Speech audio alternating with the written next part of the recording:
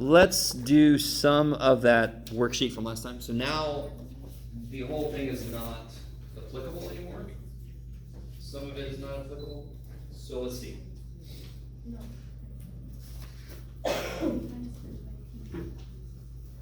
So I think last time, did we look at the first two? Yeah, we looked at the first two last time, right?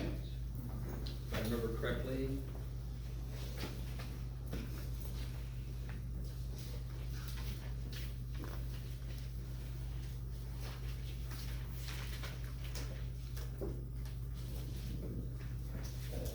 Okay. Yeah, the first one, a lot of you guys had several different ways to do this. We talked about 3 consecutive counting numbers, so forth, right? So the way that comes to my mind, of course, is algebraic, or using a variable.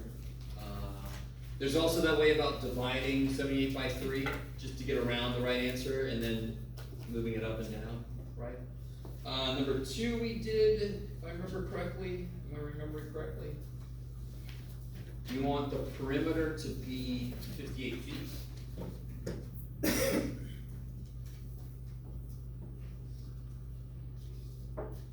And you want the area to be 198 square feet.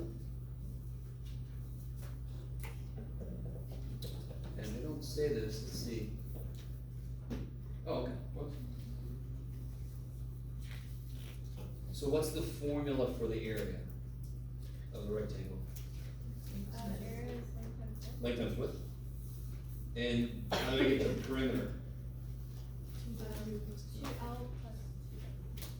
And they tell me that the area is supposed to be 198 and the perimeter is supposed to be 58.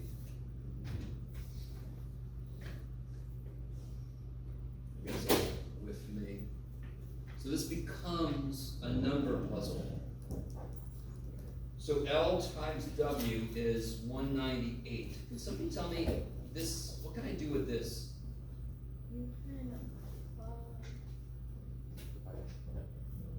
Yes, go ahead. Divide everything by 2. Divide everything by 2. And the funny thing is, if I have an equation, oh sorry, I've got stuff all written on this.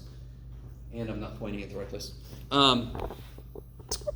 If I have an equation in mathematics that models something in the real world, almost anything that happens to the equation has a real world meaning. So,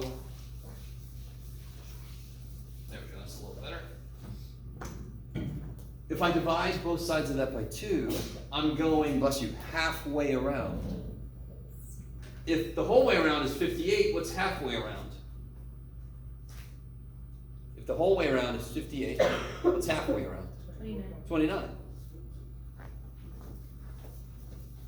And that's exactly what I get if I divide both sides. L plus W, halfway around, is 29. Let me stop for a minute. Oh shit, still got stuff up here.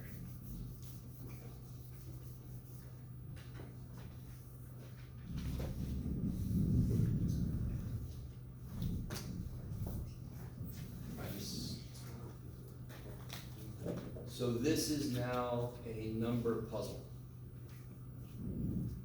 Now, it's asked me if guess and test strategy is viable. Right? What do you guys think about the guess and test? Guess and check. Too long, but it's still a little bit tedious. Say again? Would it take too long, but it's still a little bit tedious? Definitely the random guess and check would be insane. Here's random guess and check. Maybe it's 13 and 7. Nope, maybe it's 15 and 8. Nope, maybe it's 21 and 103. Nope, maybe it's 1,000,004 and 2. You know, because that's random. Systematic would definitely be a little bit better, right? Inferential is the best. But to be really honest, I wouldn't really necessarily use just guess and test, right? What 2 things do I need the answers to do? The answers will be 2 numbers, correct? It'll be a length and a width. What do I need them to do? Add to 29. And then Multiply to 198. So it's sort of like guided guess and check. So you're not just completely making numbers up. Maybe it's 7.389 and square root of 11. No, you're saying, let me come up with 2 numbers that add to 29. and then check to see if they multiply by 198. Does everybody see that?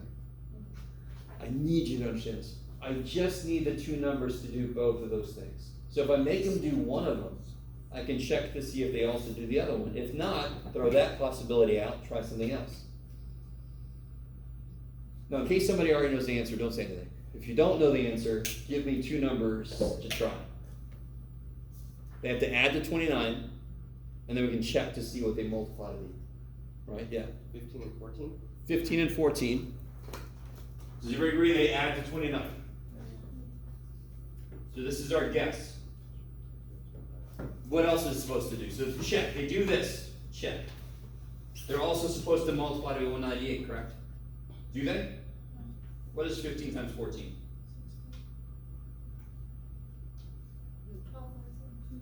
210.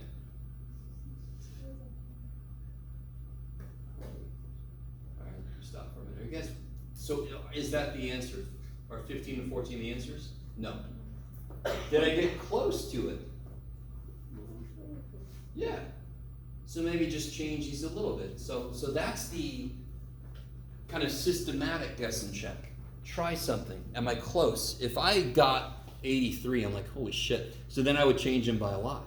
But we're pretty close to 198, so maybe just change them by a little bit. So instead of 15 and 14, what else are you going to try next? What else is close to 15 and 14? 13 and 16. What's 13 times 16?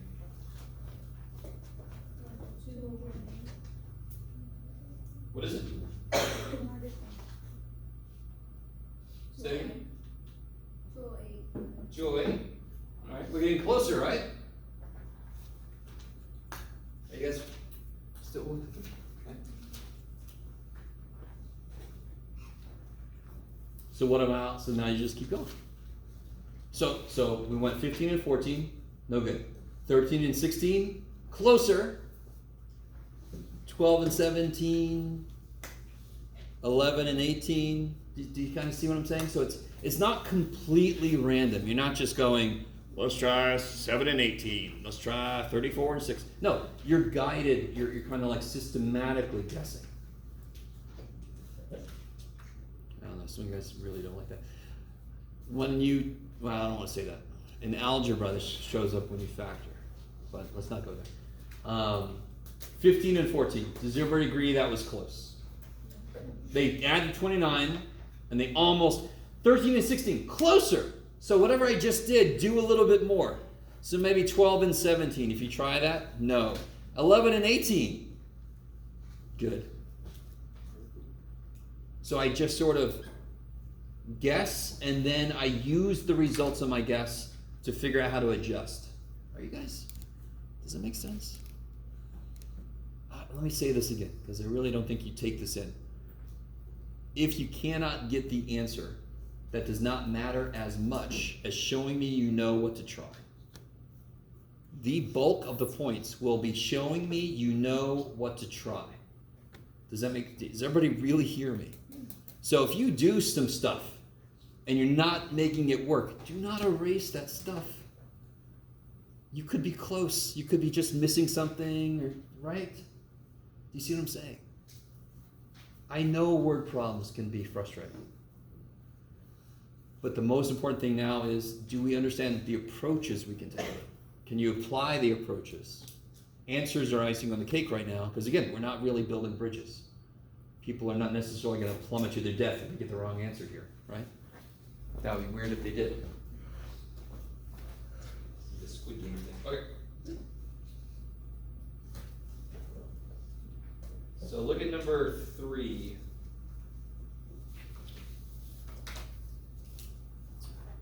Was that? Yeah,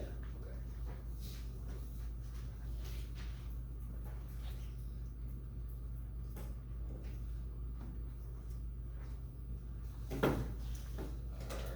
Used to work one day. But it's just never gonna work again. Okay. I think it just got brighter. Neato.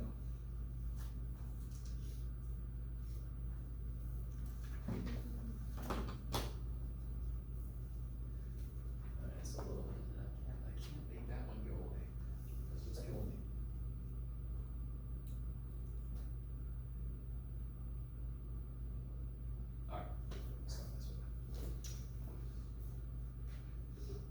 Do you see why, number 3, you definitely need a picture?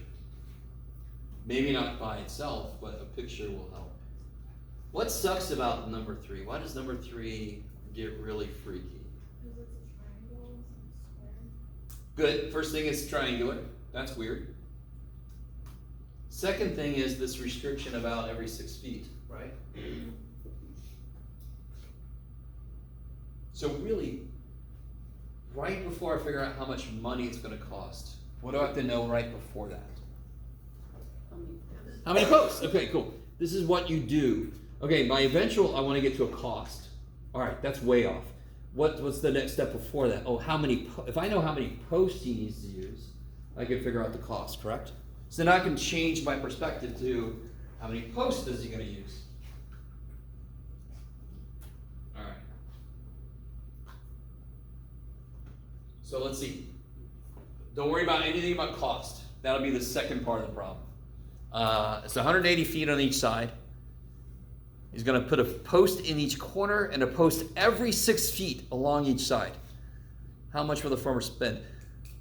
Now, on this specific problem, there's actually a strategy from section 1.2 that will help a lot. Don't you wish the triangle was smaller? Anybody? What? Yeah, okay.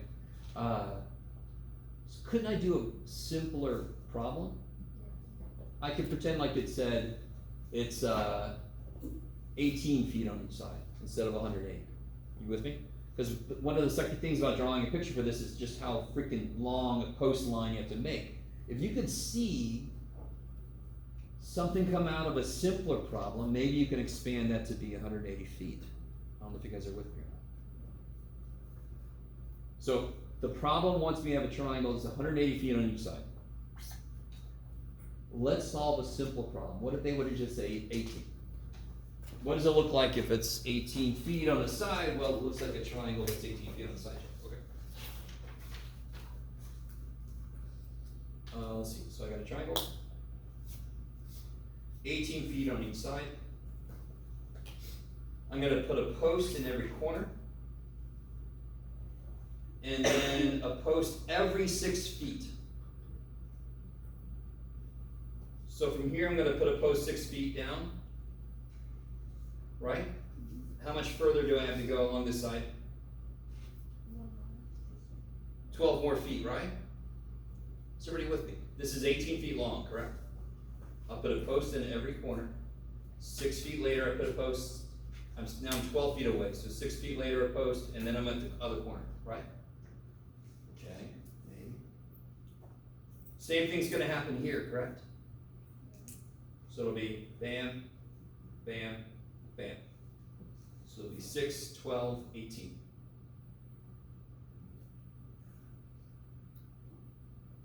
Stop for a minute. Are you guys at all with me? Okay. And then I do the same thing here. 6, 12, 18. How many total posts are there if it's 18 feet on a side? There's 9 posts if it's 18 feet on the side, right? Okay. In fact, let's kind of break this down a bit. Let's see. How can I help you guys? It's every 6 feet, correct? What do you... And it's 18 feet long, and it's every 6 feet. So what operation should come into play? Division should come into play. Why is it not going to be perfect? Because I have posts in every corner also, right? You guys are kind of with me, yes? I want to but I did it completely different. Totally, okay, beautiful. Hold on to it. Okay. Okay. 18 divided by 6 is 3. Right? So watch this. 3, 3, 3.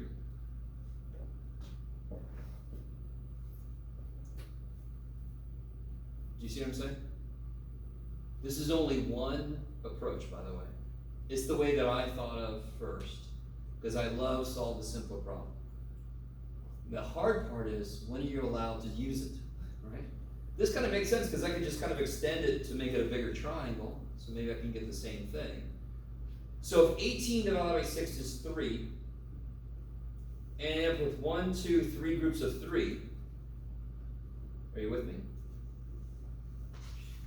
Maybe I could do 180 divided by 6. What's 180 divided by 6 for the actual problem? What's 180 divided by 6?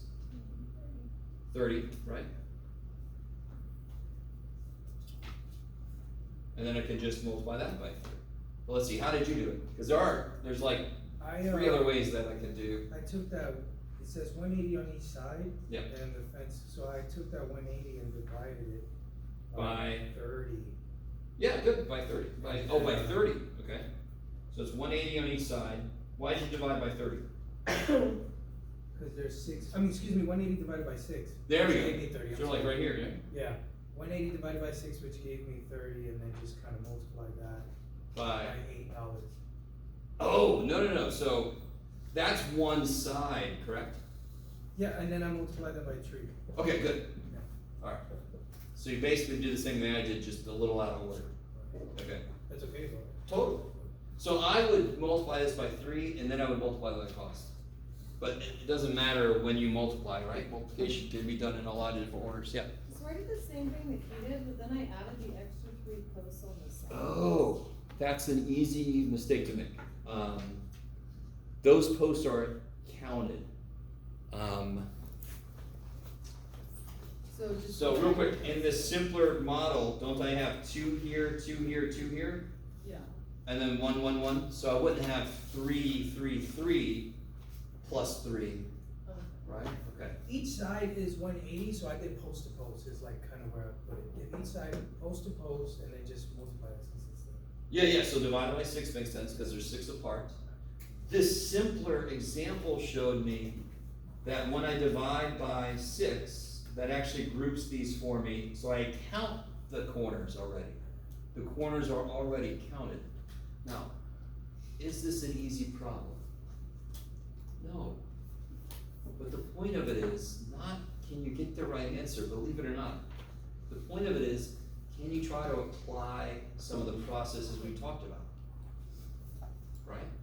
Because it doesn't take much for us to do the division wrong, or to label something wrong, or to kind of think the wrong way about something, and we'll make a mistake. But as long as you applied a process correctly, and you might have made a mistake along the way, you're gonna get most of the points.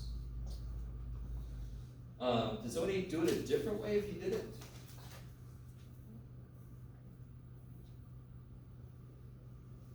Yeah, I just multiplied, so I know there's like 180, there's 3 sides, so I just did 180 times 3, and then I divided that by 6. Sure, yeah, okay. So it's just a reorganization of what I would do, because the next thing I would do here is 30 times 3, like what we did in the simpler problem, right? So I multiply by 3 at the end to capture all 3 sides. You multiply by 3 at the beginning to capture all 3 sides. Math doesn't care what order you multiply things in. Okay. Kick ass. So a really good thing to come out of this, and I can feel you guys are all like just loving this, but hopefully you guys are taking it in what I'm saying. So easy to think about something wrong, to make a mistake, to apply something in the wrong way, all these things. But as long as you can show me, can you draw the situation? Can you attempt something, right? As long as you can show me your work, maybe explain it a little bit in some places, you'll get most of the points if you're applying things correctly. Shoot, what was the last thing somebody said? It's been a long day already. Money.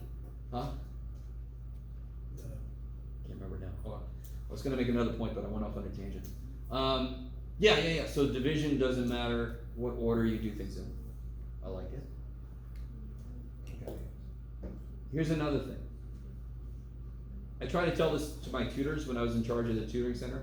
Any specific problem doesn't matter worth shit, is what I tell them directly. What matters is the idea behind the problem. So there's a lot of problems in which drawing a picture will either answer it or it will be a part of the answer. Most of the time it's just a part of how to get the answer, right? On that very first problem we did with the rectangle, we drew a picture just for an anchor, just for a visual anchor. Okay. So sometimes that's all the picture's for. let's see, are there any of these that are not applicable to us anymore? Oh, so number 4 would be, using a variable. Number 4 is a good question, but we're gonna talk about it after this next test. You with me? Because that's from section 1 too. Finding a pattern. We saw the video of the girl doing that, finding the pattern. I think there were 2. Yes, I can't remember. So hopefully, if you remember what we talked about before that video and what they did in the video, you'll be able to do number 5. But again, it's from section 1 too. That'll be next time. Oh, here we go. Make a list. Was that in the other? Yeah, it's also in the other one. Okay. So I think most of this is actually. Look at you guys looking out. Yeah, and 7 is all about using a variable in a simpler problem. So that's also going to be in the next thing. So let's open this up to. Did anyone try the ones out that were on the practice test? The word problem-y ones. Oh yeah, number 8. I've got the answer key. All right, let me address this for a second. The absolute best thing for a teacher of any discipline is to make a mistake. So obviously that's sarcasm. It sucks so bad. Thankfully, I am a teacher that doesn't say, look at me, I'm perfect, I never make mistakes. Hell yeah, I make mistakes. Just like on the last quiz, if I make a mistake in a problem, I'm not going to count you for it completely. The last quiz, I only took 2 points off, and I only took points off if you made a mistake in trying to set the thing up. On that one problem I made a mistake on, right? Number 2, for some damn reason, I changed a number or something because I thought I wanted a 0 to show up in the Venn diagram. Are you guys kind of with me? Because a 0 can all day show up.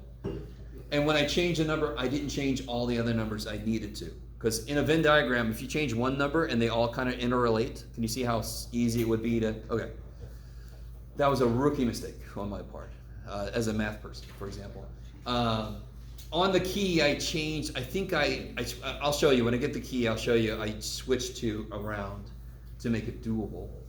But the key with those problems, the Venn diagrams, you always start in the middle, and then you work out. So I'm pretty sure what I did was, I go get it. I'm pretty sure I made that a 1, and I made this a 2, but I gotta go see. I'll see here in a minute. Then we'll do that one together. But beyond that one, did anybody try out one of my favorite problems? I love the train one.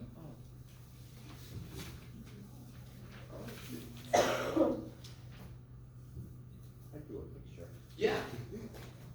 What's funny is I remember I got a physics degree, but one of my classes I took, my teacher said, "Jeff, are you okay with math?" I'm like, yeah, because at that point I had a bachelor's in math, and it's because I enjoy doing problems more, talking things out. So there was a physics problem, I kind of talked it out instead of doing the math, and I got the right answer, but he was like, "I want to make sure you're okay with math." And I'm like, I'm totally cool with math.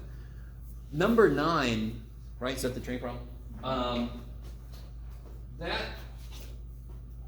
is such a beautiful, not even fully a math problem in a sense. You got to think spatially. You got to think. I don't know. So it sounds like at least one person tried number 9. Anybody else try number 9? You did? Anybody think they got the answer? Don't say it. Maybe. I just drew a forced diagram. Understood. I got you. Anybody? Yeah. Is it saying that the train started is it asking when it's fully out or if it's Yeah. So it begins right at the tunnel. Yeah. So if you let a millisecond pass, it's in the tunnel a little bit. Are you with me? Yeah. And then I want to know the minute the whole train is out. Yes. So one key thing about number 9, it's going 60 miles an hour, correct? And the question says how many minutes. So I'm giving a clue. Let me see if you guys are with this. If I'm going 60 miles an hour, how many miles per minute is that? A mile a minute. The minute you know that's a mile a minute, the whole thing should become a little bit easier. Because now, as you let time pass, you can draw a series of pictures and just let the train go. 1 minute later, 2 minutes later, 3 minutes later, 4 minutes. You can kind of let the train go. Are you guys kind of with me? That feels not mathematical. That feels very like you're drawing a little weird cartoon with a train going through the tunnel, right? You guys all with me? Jordan? Anybody? Does that help anybody that hasn't tried number 9 yet? Can you? Maybe I already did it on the key, but so let's do this. Can you just draw a picture, and it doesn't have to be perfect. So I just made rectangles, right? A rectangle for a train and a slightly bigger rectangle for the tunnel. So the train is right in front of the tunnel at time 0, right? So you got a train beep, beep, beep, beep, sitting right in front of the tunnel. Beep, beep, beep, beep. Now they're supposed to be the same length, but you know, I've got some creative license for my horrible drawing. Train's moving that way.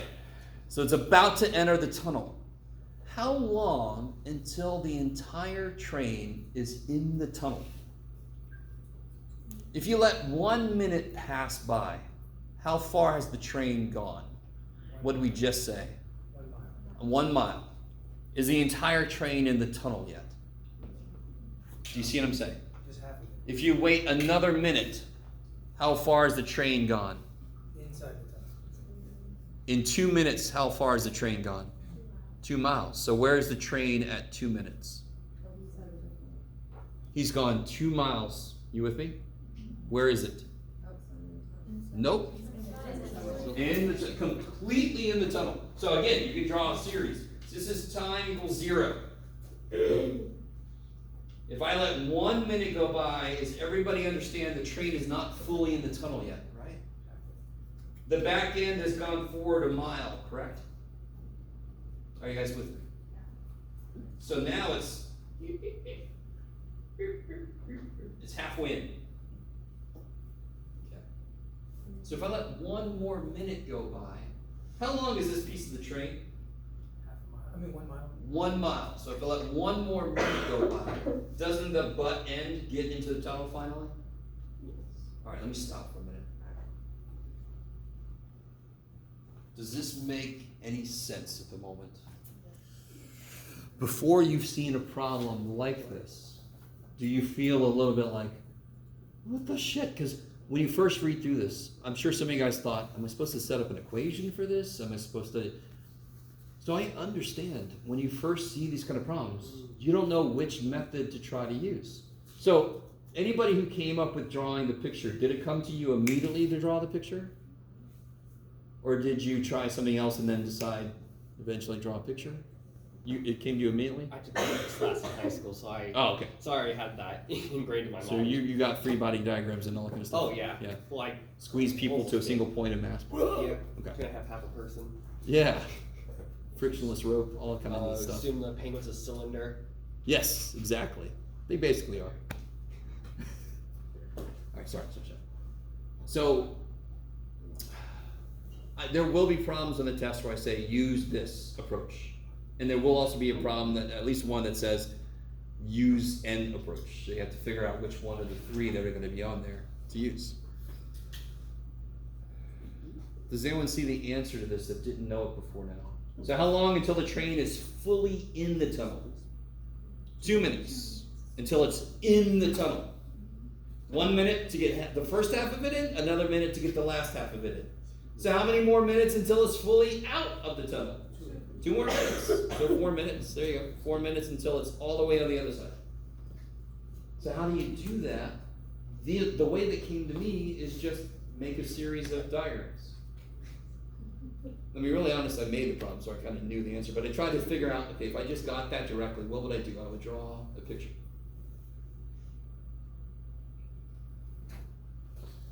Okay. So let's say, well, now we're at the point where I can open it wide open to any specific questions or general questions. If there's something we already did that still doesn't make sense, just ask me about it.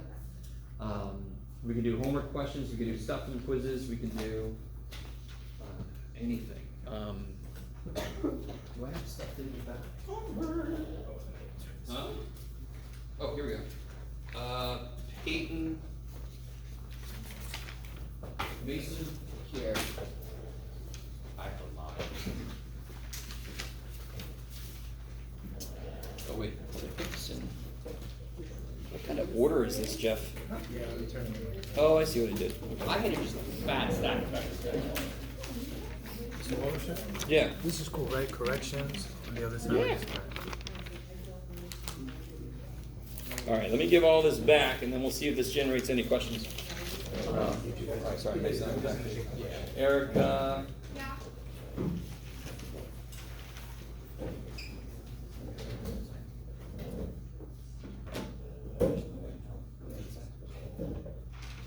Jalen. Hey. As we read them, I'm got the little readers on. It's fantastic. Anthony. Hey. Now it's Mason. There's various things here. Linda. Really? Alex, I just saw you. Bailey. Yeah. Well, in the after. Oh. Ashley. Shayna.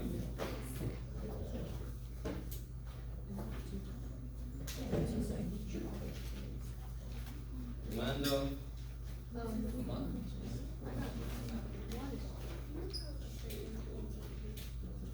Blue tape, that'd be.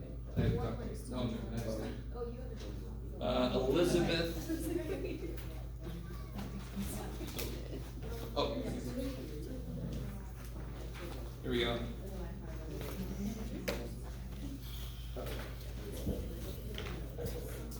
Brittany Roberts.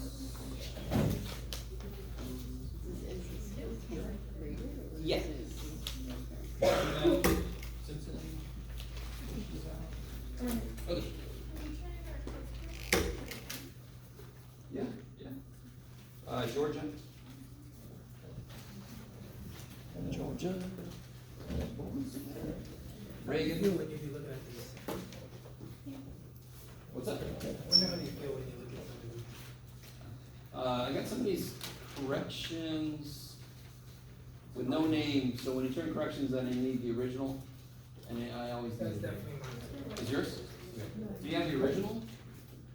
Those are corrections, right? Yes. So, whenever you correct anything, turn in the original and the corrections. Can you correct homework? Say again? Or we can correct homework too. If you need to, yeah. So, just to remind you guys, on the homework, if I say okay, you're good. You could have made some mistakes, so you should go through it, but you don't have to correct them.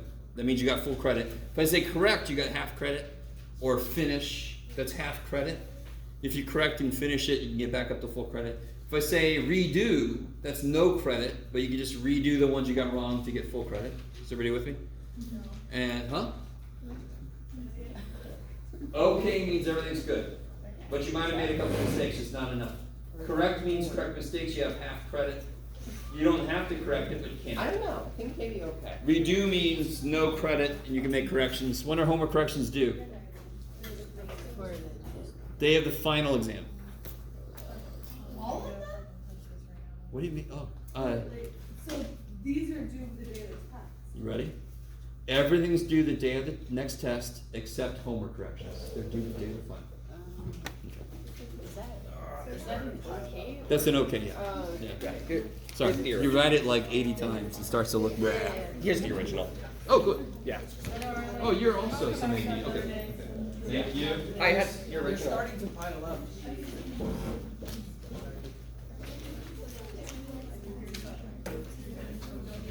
Stapler. All right, guys. Where do you want to go first? Did we get quiz corrections back from the first one? You should have. Yeah. Yeah, I boosted my grade up to from a 79 Oh, here. to a 3. I got some more here. Castillo. Wait, that's Kaylee. Yep. Callie. Oh, yeah. Katie. Oh, that's you also. Ethan, Georgia. Did I do it? Are these corrections? No. You haven't made corrections? No, I haven't. Okay, gotcha. And then Reagan. And then Ethan's not here? Okay.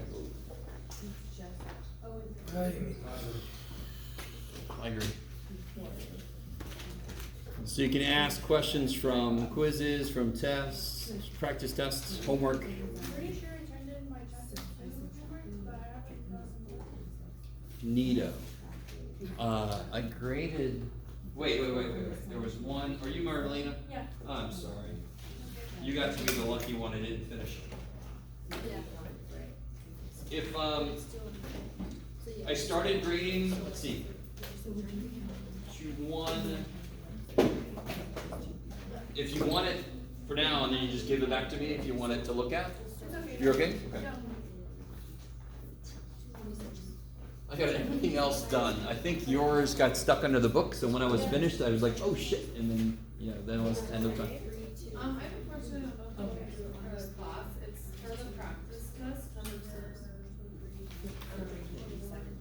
So I googled it like a bunch, and I got the answer eventually. So you kind of just Okay, that's Why you're not adding? okay, that's where I'm confused from. Oh, because it says the sum of the largest, so which one is largest? Two less than that. And twice the smallest. Yeah. So x plus 4 plus 2x is, because it says twice the smallest. Yep. Well, that's a really good example of a problem that won't be on the test because. So hopefully, now listen. That makes so much sense. You use that in numbers. Yeah, number 10, for example, No. is a use a variable one. That's from section 1, 2. So that's not going to be on the test. You guys with me? Yeah. Everybody with me? Number 9. Oh, that's the train one, right? We just Oh, no, not 9, 8. Oh. Sorry, it has a 9 right in it. Oh yeah. I think they're just too. I think the verbiage is just weird. This one I wouldn't have any problem giving you. Yeah. Guys, do you have to use a variable in number 8? No. You don't. You could. You do not need to. It says verify. Didn't I give you the answer? Oh, okay. Now listen. He's got 9 times as many peach trees as apple trees. So if you know how many apple trees he's got, if he had 4 apple trees, how many peach trees would he have? 36. Is everybody with me? If he had 4 apple trees, he would have 9 times 4 as many peach trees, correct? Don't I tell you how many apple trees? How many apple trees does he have? 262. So how many peach trees does he have? You multiply by 9, right? Oh, okay. So how many total trees would he have? If you add those together, what do you get? Okay. Is it recording? It is. I was gonna ask you, do you want to have an extra? Okay. Do you like that? Yeah. I have a. Oh, no. I don't want that. I don't want to carry all this shit around.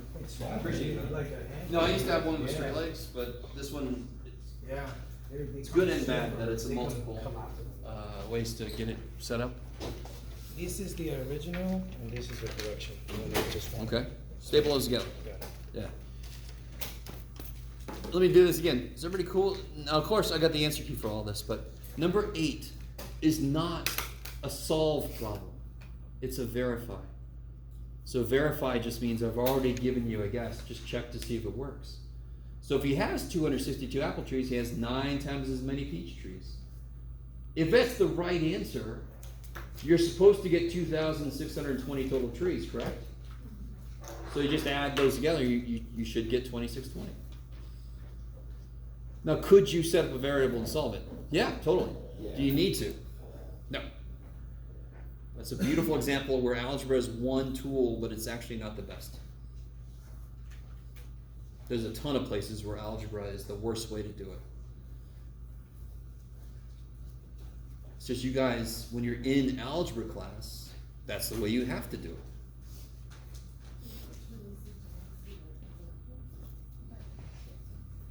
So what else we got? It could be quiz questions, it could be homework questions. We're not turning in the practice test, just the test. No, that's totally for you. I got the answer key in my office. I'm gonna go get it here in a few. Yeah. The 5,792 converted to Mayan. Oh, is that on here? Oh yeah, okay. So, one thing I'm gonna give you, remember I'm gonna give you the Roman numerals and the Egyptian. I'm also gonna give you the Mayan place value system. Does anyone remember what the Mayan place value system is? 16 times 1. Yeah, I like this, 20, sorry. Not 16 times 20. It's 18. Yeah. 18, it's 20, 18. Because that's a decent estimate for how long a year is, and of course a year is important to the ancient civilizations. So Mayans go like this: the ones place, the 20s place, the 360s place. So it's basically a base 20 system, except for that one hiccup. What would the next place be? 7,000. Yeah, you multiply that by 20, so now it's times 20 forever. Let me stop. Forever by 20. So, if I give you, so this problem said 5792. Real quick, let me show you something. I'm going to do this wrong. Don't copy this down. I need one of these. 7,200 minus 5,792 is going to be, I've made a mistake. I've made a horrible mistake. What mistake did I make? Yeah. You went too high. Yeah. My number's 5,792. I don't need any freaking 7,200s, right? 7,200 is more than everything I've got. That's too far. That's why I say go too far. When you go to a point where that number's bigger than that, I don't need any of them. But the math, you do 7,200 minus this, and it seems like the math works because you're subtracting the wrong way.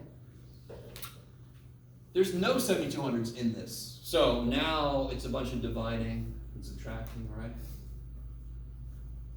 So you have a calculator you can use on the test. So how would I figure out how many of these I need? Yeah, divide this by 360. 16. So then 16 times 360. Say again, sir? 5760. 5760. So then how much do I have left to cover? 32. So the way I like to think of it is 16 of these covers this much of the number. How much of the number do I have left to cover? 32. So now how many of these can I use? Sorry, One. And then how much is left? 12. So as you're doing the work, you can keep with our Hindu-Arabic freaky numerals, right? And then you can take it to the nice normal blueberries and pancakes, or whatever you want to call it. One thing that I see people get confused about, what does this symbol mean in Mayan? 5, good, not 10. So how would I represent 16? Yeah, 1, 2, 3, that's 15. One little blueberry on top, right? 1 would be one little blueberry. And then 12 would be 2 pancakes, 2 blueberries. Okay. How you guys feeling? Is that all right? Yes. For the Romans, the M's, you can use it more than 3 times or No. only 3 times, right? So really quickly, no. What number is somebody trying to show with this? 4,000. 4,000. What's the correct way to show 4,000? Is there a symbol for 5,000? No. I No. Yeah, IV would. So IV is 4,000. And then with the Yeah, there's 4,000, right? Now, just to make sure everybody understands, is this okay? yes. Totally. There are not 4 M's directly in a row. There are 4 M's, but are they in a row? No. So this would be what number? 3,900, good, because it's 1,000 minus 100, right? Is that cool? Okay. Is that all right? I'll never know. Is that all right? You asked the question, what's up? Yeah, cause the tutor told me something totally different. What'd they say? Do 3 M's and then D, and then DM, DM. Oh, no. Okay, now real quick, just to advocate for the tutors for a minute. They could be being adventurous and trying something out. Yeah. They don't have to take this class. They don't hit Roman numerals directly in any class, really. You with me? Besides English. What's funny is English teaches Roman numerals better than we do because we have outlines and such, right? It's only 120 and 125, and a math major does not need to take either one of those. Oh, okay. So they could be trying it out, but people like Mark, for example, and Mark is the one I know for sure feels completely comfortable with 125 material. Not every tutor in there does. He's a go. Yeah, Mark wants to be a teacher, so he's taken these kind of courses, so that's why he's really comfortable with this. Most tutors would be comfortable, but it's nothing they do all the time, so they're not going to be like with it, you know what I mean? So Yeah, we were both like trying to figure it out. good, yeah, nothing wrong with trying to figure it out, but you understand. So it's not right because you could show if you want to do 5,000. You guys did what? Did you guys do again? 3 M's and then DD and then DM. DM. Oh, I see. No. Like we added 500, 500. Yeah, I got you. Yeah. And then he did like 1,000 minus 500. Gotcha. And do you see how much cleaner that is? Yeah. I mean, that's why they invented that symbol, right? That little bar So over. that's 1,000. That whenever you see that bar over in Roman numerals, multiply that thing by 1,000, right? Now, to be honest, there's more to their system. We just study the basics. Will you take that as an answer, the 1,000 part? The line on top? Oh. What do you mean? Sorry. You said. This is 4,000. Yes, and that is an acceptable. Of course, that's the answer. Got it.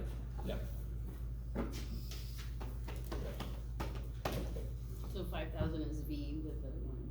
Yes, good. 6,000 is VI with the line. How do you write 90,000? What would 90,000 be? Take the 1,000 away. How do you write 90? XC. That's 90. That's 90,000. You guys see what I'm saying?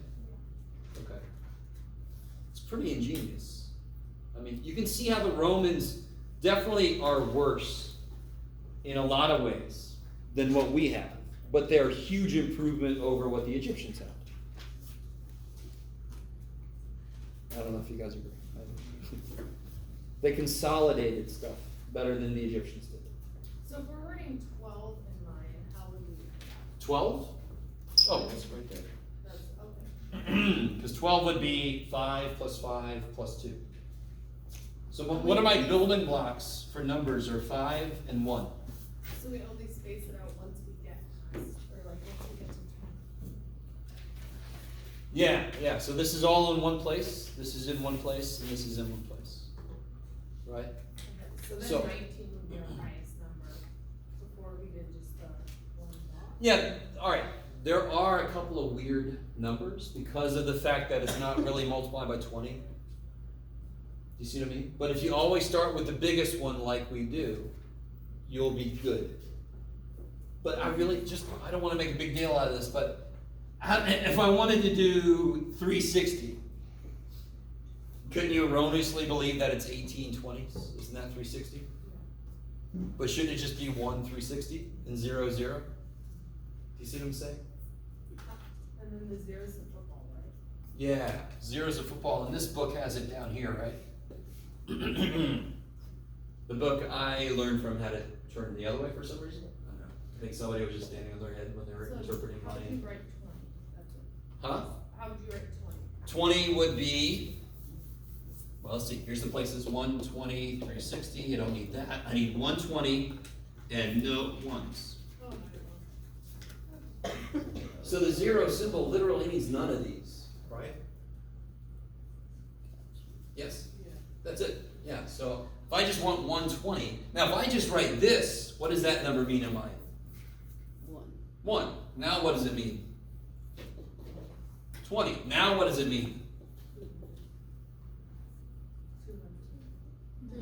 360. No ones, no 20s, 1 360. That is now 360, correct? Just like us. What is this number? Holy shit. And then what's that now? I mean, what's it now? So if I keep adding zeros, of course this guy becomes more important or heavier because he's moving up in the places, yeah? Same way if I keep putting zeros after, the 4 is kind of like shooting up in the places. It's exactly the same. Okay, babe.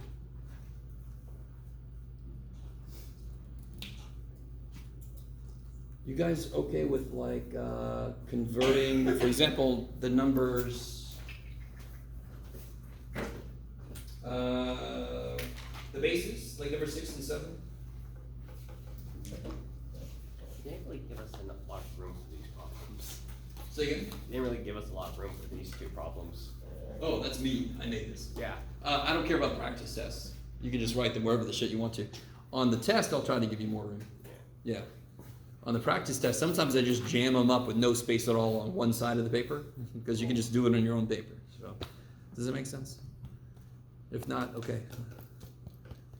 So on the test, if you need more room than I gave you, you can write it on another sheet of paper. Just make it really clear what your answer is and where. Because I've had people turn in this stuff where everything's just literally just all over the place. Anyway, sorry. Just don't do that to me. Yes? For number 7, I need to know how to like write out the answer again. Cause like I know how to do it like in the basics, but I don't know how, like what to do with all the answers and how to write it out. So if you do this one, it's written out already. Your question sounds more like related to a base higher than 10. But maybe I'm wrong, I don't know. So what is the work to convert 1763 to base 7? What's the work? What's the very first step? You need to write out 1, 7, Good. 49. Good. And the reason it's hard is because all the places are going to be empty. Right? Because I don't know the number at base 7 yet. So I got the 1's place, the 7's place. Keep going. 49. 49. 343. What was the number again? Oh, I think I realized where I messed up. I think I actually like multiplied them. Oh. Okay. So really, again, you're going to have calculators you can use. When you're building the places, don't completely rely on yourself necessarily. Put those suckers in, because if you make a mistake here, there's no way this is ever going to be right. The nice thing is you have a teacher that gives partial credit. So if you make a mistake here, but you do all the work after that correct, you're only going to lose a few points for that one mistake. What would the next place be? Out of curiosity? 2,401. Yeah, some 2,000 blah blah blah. So it's just bigger than that, so that's too far. You guys with me? Are you with me? So then I do the same thing we did earlier. The nice thing is, this is just like Mayans and Babylonians. It should be nicer because we get to use our own damn numbers, right? Except for, of course, when the base is higher than 10, but then we're still losing our own damn letters. Damn, baby. Is everybody cool with that kind of problem, you guys? Any questions? No? Okay.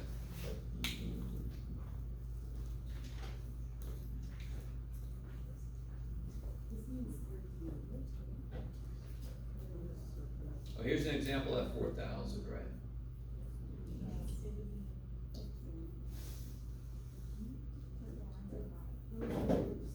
I think I agree with, so you guys said that the book doesn't really display the places for the Babylon numbers all that great sometimes. I agree.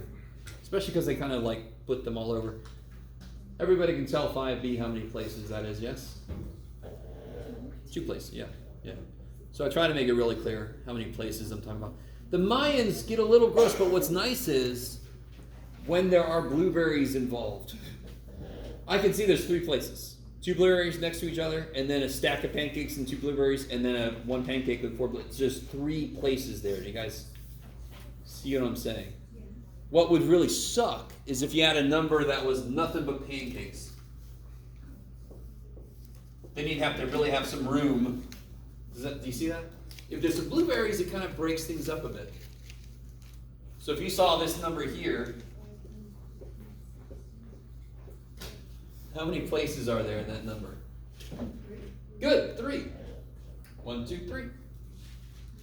So it's kind of easy to tell when they have another layer of blueberries. Hopefully. Okay.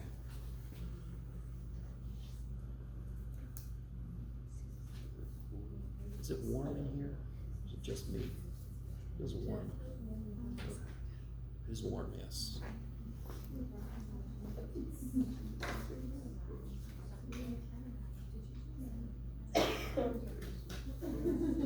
Bless you.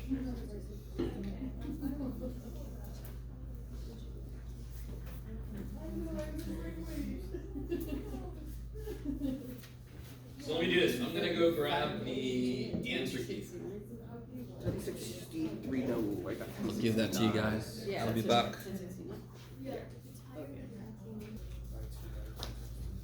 So this is our first practice test answer key. If you did not try the practice test out at all, don't even look at this. Because what you're gonna do is this. Yep. You're gonna build up false confidence. You're just gonna agree with me. Do you see what I mean? So be really careful, right? Okay. We'll go over that Venn diagram one because I did do what I thought I did. And we're not doing 10, right? It's not gonna be a 10. 10, no, but it's on the key, in case you're curious. Wow, that was way wrong. Yeah. No. God, I was What'd you get? Oh, yeah, sure. number 2. Don't even look at that. Oh, I got number 2 right. Good call. I finally got a Venn diagram right. Yes, yes, yes. No. Oh, sick. Wait, how sick? Wait. Alright. I got it. So look at that Venn diagram problem.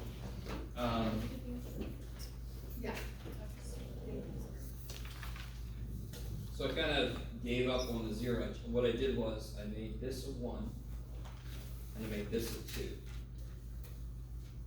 It's funny how just that one change makes this work. So yes, any problem I give you on the test, I'm gonna triple check. Yes? You're fine. What matters is you understand how to set the problem up. So the biggest thing to understand about Venn diagrams is where do I start and why, right? It's one thing to know to start in a certain place, but then why do I have to start in that place? So let's see, how many circles do I need? 3. 1, 3. So I need a history circle, I need a chemistry circle, and I need a statistics circle. Yeah. Now, most of you guys know where to start, but I think some of you guys don't know why. Where do I start? The middle. In the middle. So what goes in the middle? All. Yeah, one student, my grammar is bad. One student studies all 3. So there's already one student in every circle. In every intersection, there's already one student. So between, here we go. History and statistics. How many are supposed to be in the intersection? Well, 7 in total. Oh, yeah. What did I do there? Yeah, you are C. Yeah, I think even on the key, this is fantastic, Joe. You're doing a great job.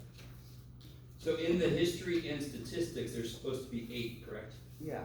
All right, so let's improve on my key. So this is 7. 7. Yeah. I like it already, so great, Jeff. And then 2 study history and chemistry. So history and chemistry is supposed to be 2, so what goes here? 1. And then where's the other one?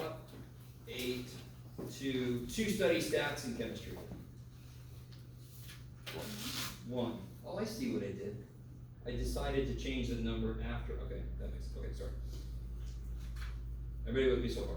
It's good we're doing this together. I'll show you what I did on the test, on the practice test. Entropy. So now I've got all these filled in. So notice that the number 8 doesn't show up, the number 2 doesn't show up, the number 2 doesn't show up. They're totals in those intersections, correct? That's why I start in the middle and I go out. So now pick a circle, history. How many do I already have in the history circle? 9. And how many is supposed to be total? 19, so there should be a 10, right? Chemistry, 14 in the chemistry. How many do I already have? 3, so this will be, everybody see that? 11, so I got 14 total. And then 21 studying, yeah, go ahead. So do I change the? Yeah, I'll show you. 21 studying statistics, how many do I already have in statistics? And it's supposed to be 21 total, so how many out here? 12, okay. So change that, I'll show you what I did. So while I was making the key, I went, oh shit, I had already put a 2 there, and I already put the 6 there to make 8, and I was like, oh shit, that's not gonna work, damn it. And then I just forgot to change the 6, it's fantastic, it's so good. Okay. So how many total people do I have so far? 44. Yeah, if you add all this up, you get, see, 19, 30, 43. So it's 43 people, because they didn't say nobody was studying any of those. Nobody out here, right? Yeah. Everybody they talked to me about was taking at least one of those things. So I got 43 total people in this group. Okay.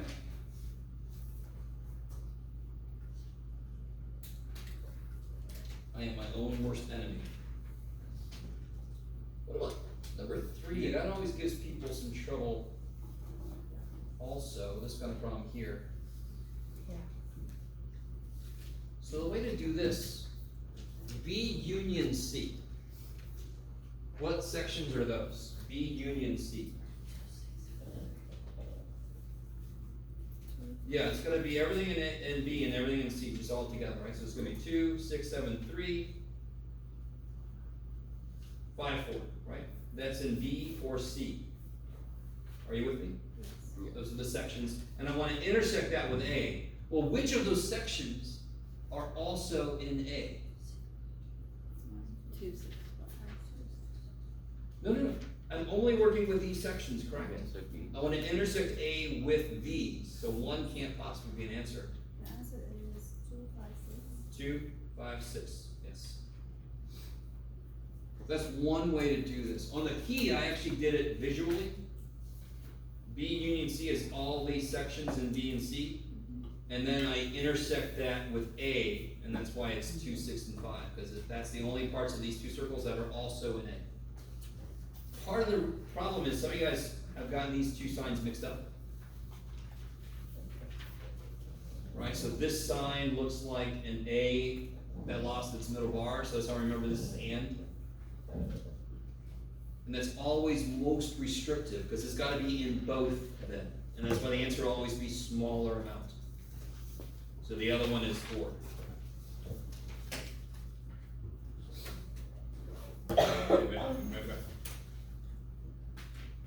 And of course, isn't this basically got the same idea as this, except what's the only difference between these 2? Questions? The parentheses moved, correct? Yeah. And of course, we know from normal numbers that could change the answer if I move the parentheses, right? So same thing happens here. I don't get the same answer. But again, I can do the same thing. What is this? A intersect B, what sections are those? 2, 6. 2 and 6. And now I want to union that with C, which is 4, 5, 6, 7. So then you just list everything that's in one or the other, right? So 2's in one or the other, 6, 4, 5, 7, yeah. You can even put them in numerical order if you want to. Alphabetical, sure, you can. Why not alphabetize the numbers? Sure. It's weird. Yes. But somebody was asking me about, before I forget, these problems up here. Do do you guys notice what the first thing was I did for myself? Considering I had a question about not B, a question about not A, and a question about not A or B, so what did I do? I figured out what the hell not B is. So I can look at it, correct? I figured out what not A is, so I have it. It's really hard to union or intersect sets when I can't see one of them. So I give them to myself. Yes? For the C, A, or B, with the line on top, that means exclude all of that, correct? That is complementary of A or B. Oh, this one, yeah, this is whatever A or B is, this is everything that's not in there. Got it. Yeah. So that's why to do this problem, I have to know what A or B is first, and then I can not it. And then you just, Does that make sense? So part of the issue is, I think you guys don't realize, not only are you allowed to do this, you have to do this. If I ask you a question about B not minus A, I know B, I don't know what this should be not, okay, write that. What is B? What is not B? Write that for yourself. Yeah. so it would be So- everything that's not B, take away everything that's Yeah, A. what is in here that is also an A? 0. What is in here that is also in A? 0. 0 is not in A. 0 is in not A. 1 and 20. 1 and 20. See, I'm pointing at A. So what is in here that's also in A? 1 and 20. So what's B minus the stuff in A? 0. Yeah. If you give yourself the sets that I'm talking about, it's easy to do the problem. So if I ask you if I have not B somewhere, figure out what not B is first, just by itself. Figure out what not B is. Does that make sense? Does that help? I mean, if I just ask you right now, what does A intersect B? 9 and 27. Okay, right? Why is that relatively easy? Because you can just look at them. You got them. So when I ask you a question about not B, you don't have to keep it in. I think some of you guys try to keep it in your head. Okay, what's not in B? No, just write it for yourself. And then you can just look at them, right? Okay. And again, it's really interesting as a teacher. I got to remember, I can talk to you guys on a different level, which is neat. Your students will not know, just like you guys don't know, the flexibility, what you're allowed to do. And even, it's not even just what you're allowed to do, it's what you have to do to make it simpler. So some of you guys might not even know, you could just write not A, figure out what it is. I don't ask for it, but you need it. So make it, and then you can use it, right? But again, that's as a student, you don't even know that's an option sometimes. Do you see what I'm saying? So as a teacher, it is really easy to forget the stuff I know is an option and the stuff you guys don't know is an option. Because it's, I just know it. I just know it's an option. So, yes? You said that they're only using T and E on base 12, everything else, so there's a base 16, A is gonna be 10. Yeah. So some of you guys are already, like, for some of the problems in base 12, you're using A and B, which is beautiful. Regardless, right? We could- If you want to use T and E to match with them, that's perfectly fine. If you want to. I just like to make it consistent, because I'm silly like that. So I use A and B for 10 and 11. Right? The book, for whatever reason, uses T and E. The minute I go above base 12, that goes to shit, because 13 would be another T. That doesn't make any sense. Right? Okay. So A, B, C makes more sense.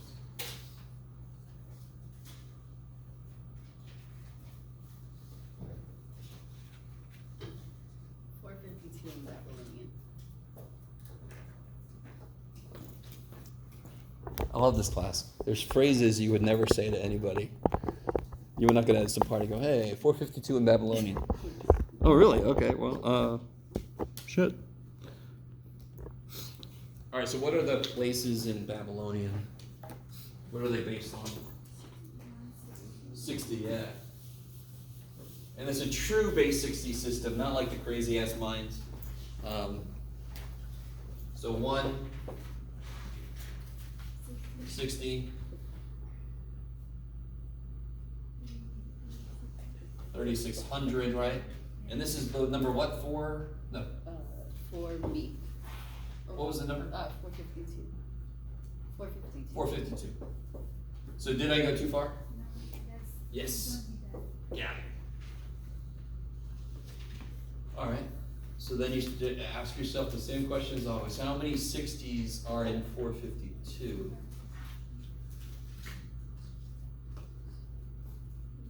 7. So that's 420. And then how many's left? 32. Come on, 2. Now, I've used my numerals so that there's not too much happening at once. Being nice to myself, right?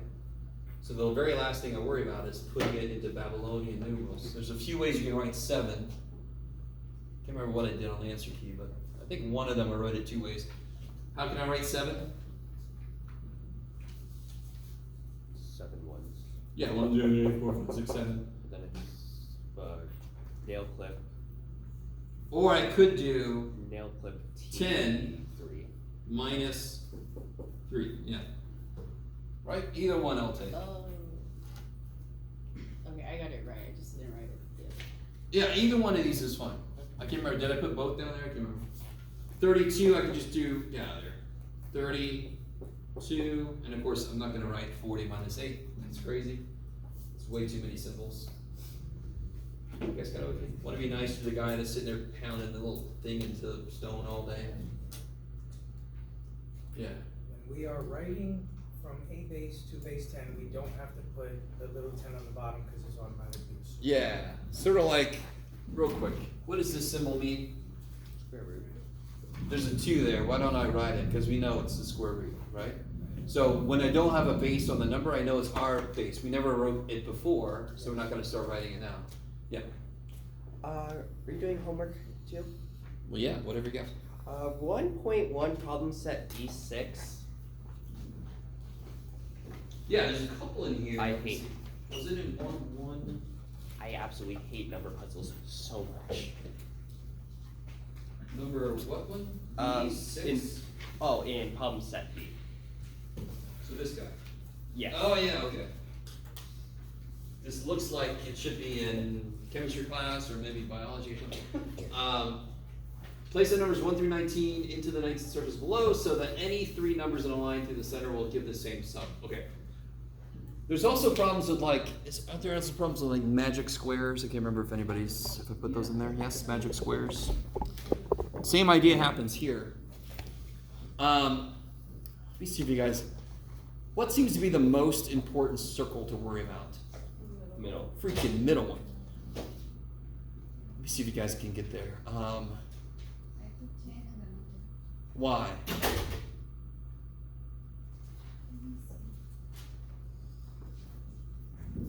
Because I add 1 plus 10 plus 9 equals 20. Sure. So it would be silly to put 2 in the middle, correct? Does that make sense? If you put 2 in the middle, eventually you're going to run out of big enough numbers to make 19 with 2, right? In fact, very quickly. You guys come with me? Maybe? So doesn't it make sense that I should put a number that's in the middle of the numbers in the middle of the picture? Right, so watch this. What's one way to make 19? 1 plus 10 plus 9. You guys agree? No, Jeff. Or 8. There it is, buddy. Good job. Right? Yeah. That makes 19. Any of you know the line through several? Oh, give the same sum. All right, I'm sorry. It just needs to give the same sum, Jeff. Okay. So let's do this. Watch. 1, 2, 3, 16, 17, 18, 19. Sorry, I read it wrong. I thought I had to add the 19. We don't know what the sum is yet, right? So what I normally do with this kind of problem is I go to the extremes. Interior design 101. No way in hell I would put a 19 in the middle. You guys agree? There's no way in hell I'd put 19 in the middle. No way in hell I'd put 1 in the middle. You guys agree? So one extreme, at some point there's going to have to be a 1 outside and a 19 outside, correct? Okay. So if I put the middle number in the middle, watch what's going to happen. What if this goes up to 2? I would make this become, that's the same sum, correct? Because I made that go up one and I made that go down one. So it's sort of like this. I don't know if you guys understand what I'm doing. It's a scale. You're I'm a scaling. scale. I'm a little teeth panda. All right, and then, blah, blah, blah, blah. So I went too far with that. I basically gave the answer away. Good job, John. But very often in these kind of problems, the middle is going to be the middle number. Because it's the one that numbers can go up and down around it, and it makes the same sum. I'm not going to put an extreme number in the middle. That's going to mess things up pretty quick. If you guys don't agree with me, try to put 19 in the middle. See how far you get. No? Maybe? No? Can't remember, is there more than one answer here? I don't think so.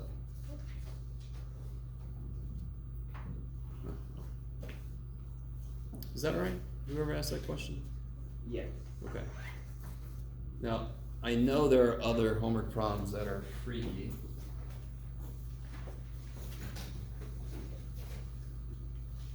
Does that come later? Oh yeah, that's in section 1 too. There's definitely some really freaky ones. This one gave somebody some issues.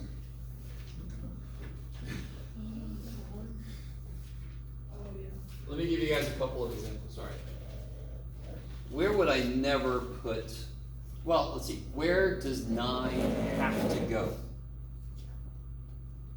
I want 9 somewhere where it's the end, because that's where I'm going to end. Count from 1 to 9, you end at freaking 9. What does that mean visually I don't want, or that I need, right? If I want 9 to be the end, and I'm following the arrows to continue, and 9 is supposed to be the end.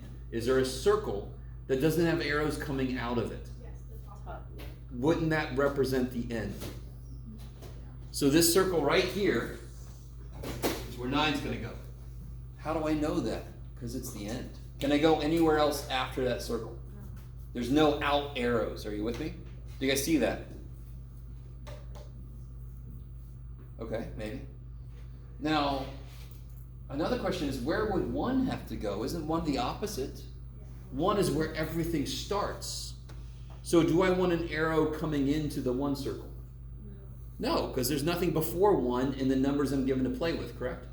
So what circle is 1 going to go into? Because this is the only circle, am I right? This is the only circle that has arrows leaving it, but no arrows coming to it. Yeah. Do you guys see my reasoning? Now from there, you're going to have to make some guesses and checks, right? But it could be very inferential guesses and checks. So like, where could 2 go? Is there more than one place 2 could go? Yes. Totally. So put 2 somewhere and see if that leads to a problem. And if so, then you know for sure 2 goes in the other circle. Do you see what I'm saying? So this is a beautiful example of a problem where you try something and it doesn't work. That doesn't mean you don't know anything. That doesn't mean you're doing the problem wrong. It actually means you figured something out. If I put 2 in the circle and it leads to an issue, I figured something out. I know exactly which circle 2 goes into, yes? Yes. So getting something wrong is very often part of the process. And unfortunately, students, I mean, the way that we set up the educational system, it makes it seem as if getting the right answer is everything. Getting the right answer is everything. No, just making mistakes is good, right? Especially before a test, but you know, at least I'll let you make corrections. Is that all right? Is that all right to get started? So the extremes are a good place to start on a problem like this. Then then it's basically kind of like going from there and seeing what makes sense. Make a guess, see if it leads to shit. If it leads to shit, don't go down that route anymore, go back. I'm sorry, somebody had a hand up. Oh. 28, homework 20, question 23, letter A on. Homework, which one, sorry? Section. They're all starting to mesh together, 2.3D. Yeah. Other one, no idea. 2.3B, number 20. Number 23A. 23A. Yes. It says to do it shortcut, or talks about a shortcut, but I just want to do it alone, actually. Understood. Convert these. Oh, can you state a shortcut? It doesn't say use a shortcut. After you do the problems, can you see a shortcut? So this is a pattern recognition. So do you see what I mean? Do it the long way. Give yourself examples and then see if you can see a shortcut. Can we do it the long way? Hell, you have to. No, I mean like, can you do it? Oh, I see. Can I do it the long way? Sure. So you want to convert. So what's the quick? Okay. I guess because I started, but I'm having a hard time. Like I converted it to base 10 first. Totally. Holy shit. So we need a middleman. There was a problem with Egyptian, and so they said convert this Egyptian into Roman or whatever. Yeah. I don't know Egyptian, so I convert it to mine. Then I convert that to Roman. So yeah, I have that middleman being our stuff because that's what we know. So how do you convert 1001 base 2 into base 10? So I start with my base numbers 1, 2, 4, 8. So this is And then that comes out to 8,001. Okay, so I would. no, come on. I got 1 8 Right. plus 1 1 is 9. Right? Yes. Why? I guess Okay. So why did you think this is an 8? because we. I'm sorry, an 8,000. Yeah, because we multiplied and. All right, real quick. Why is this 8,001 in base 10? Why is that 8,001? Because what place is this in? Thousands. So I have 8 thousands plus 1 1. Here I have 1 8 plus 1 1. Oh. Good. Okay. It works exactly the same way. Now, of course, base 10, do we have to think about it at all? No, just like I don't have to think too much about making an English sentence most of the time. Sometimes things happen to the message. But most of the time I'm good. I don't have to think about it because I know English. I've been brought up in English all my life. I know it as well as any other American, which is to say not well. 1 8 and 1 1. When I'm dealing with base 2 or something, we have to think about it, but it's the same shit. Why is this 8,001? Because I have 8 thousands and 1 1. Here I have 1 8 and 1 1 9. And I want to go to base what now? Sorry? 8. I want to go to base 8. So how to make this go to base 8? What are the places in base 8? 1 8 16. Yeah. Careful. Excuse me. 1 8 64. There it is. 5 12. Yeah. Obviously I don't have to go that far, right? So then what is it here? 1. 1 1. 1. So 1001 base 2 is 1 1 base 8. That is not enough to make a full conjecture about it, but it looks like it. So far, I just took the 2 zeros in the middle out. Right? Is that what it looks like happened? So now if you do another one, see what happens. See if you can extend the idea.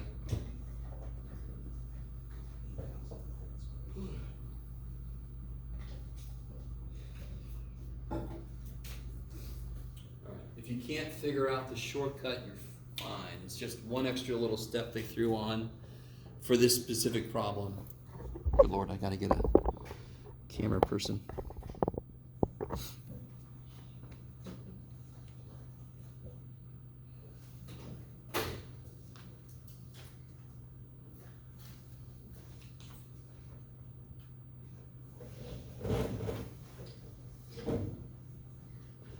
Find the 9 and then turn that 9 into base 8. Totally.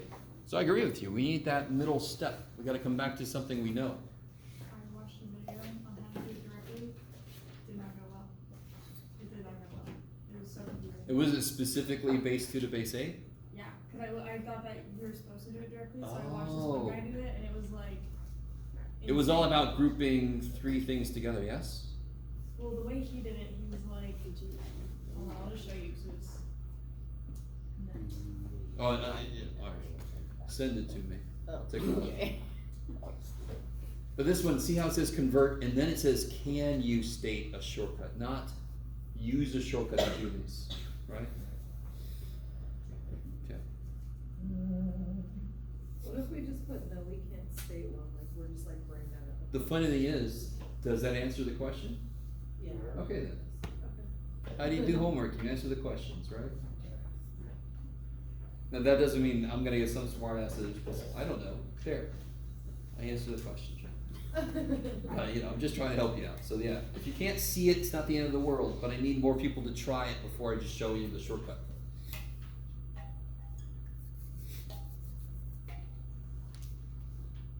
I am curious if this guy, because it's not a very, like, crazy shortcut. It's not obvious exactly, but it's not crazy. So I'm curious what they did. Yeah. Oh, or to go back to, number one on the practices, but you don't have to go back to it, but, I was just, the reason I got stuck on C was because in my mind I was thinking, since there's no, like, it doesn't outwardly state you. Which C, I'm sorry? For number one, Oh, number one, okay. since it didn't outwardly state you, like, I couldn't just insert the elements from you into that problem, so that's why I got stuck on that. Oh, yeah, the universe has nothing to do with this problem, right? See? Yeah. On part C, there's nothing about the, in fact, I don't think any of these have the universe involved. The only reason the universe becomes involved, in fact, what's the only way the universe became involved at all?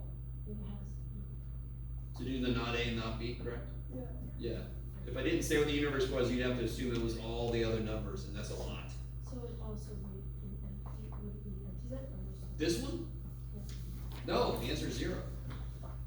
Alright, are you agreeing with me that A union B is this? Can we agree on that? So then the question is, what is not in this set that the universe allows to exist? So what is not in this set that is in the universe? 0, done. That's what that symbol means. What is not in this set? No, so again, if I give you a problem with sets and I give you a universe, the universe represents everything that could possibly be in any set in that problem. So when I say this, my universe doesn't include the number 38, right? So I would never answer 38. It doesn't exist. Okay. When you said that it doesn't really have anything to do with the universe, and then you said. Yeah, part C, no. And then so part C does not. But I said, how does the universe come to play in the problem generally? I couldn't figure out what not A is if I didn't know what the allowable numbers were. Now not A is everything that's not an A but is in the universe. That's how I figured out what not A is. This problem has nothing to do directly, well it does, I guess. Not at first, not to calculate it. But you get what this is and then you compare it to the universe, yeah. Okay. I thought you were trying to like put the universe in there somehow or something, okay.